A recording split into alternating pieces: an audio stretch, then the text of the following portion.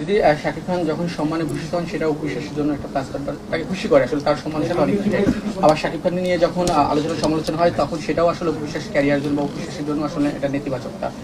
সময় অনেক গুঞ্জন শুনছি, আবার বাবা হচ্ছেন নাকি শাকিব খান, এই নিয়ে সোশ্যাল মিডিয়াতে নানাভাবে নানা ট্রোল হচ্ছে, কথা হচ্ছে।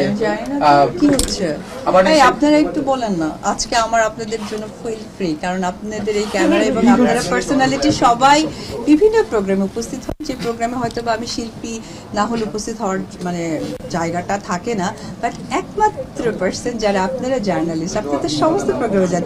আমার আপনাদের কাছে প্রশ্ন যে কি সোশ্যাল মিডিয়া চাইরো না, আমি সোশ্যাল মিডিয়া থেকে অনেক আগে থেকেই দূরে, আমি বলেছি হয়তো বা বিকজ আমার কাজের প্রবলেম হয়, সো আমি জানি না কি হচ্ছে।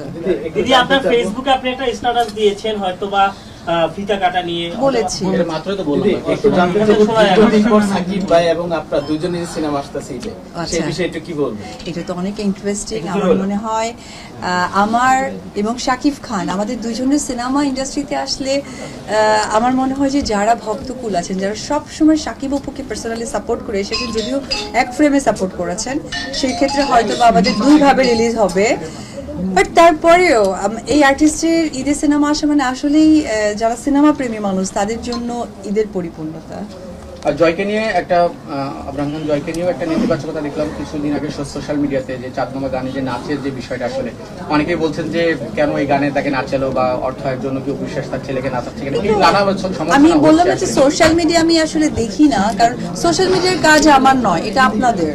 আপনারা এই ফুটেজ দিচ্ছেন, আপনারা সোশ্যাল মিডিয়াতে দিবেন, আপনাদের যারা জব করেন জবের জায়গাটা বেড়ে যাবে, যখন ভিউয়ার্স হবে, যখন জবের জায়গাটা তখনই ছোট হবে, দেখবে যে আদার্স পিপল ভালো ভিউ কন্টেন্ট দিচ্ছে, আপনারা কেন দিচ্ছেন না। সো এটা আমার কাজ না, আমার কাজ হচ্ছে কাজ করা। আমি যখন থেকে সিনেমার হিরোইন হয়েছি তখন থেকে আসলে কাজটাকেই ফোকাস করেছি, আদারওয়াইজ না। মাঝখানে একটু এলোমেলো হয়ে গিয়েছিলাম, মনে হয়েছিল যে আসলে কিছু করা দরকার, কিন্তু মনে হয়েছে কি এটা আসলে আমার পার্সোনালিটি নষ্ট হচ্ছে।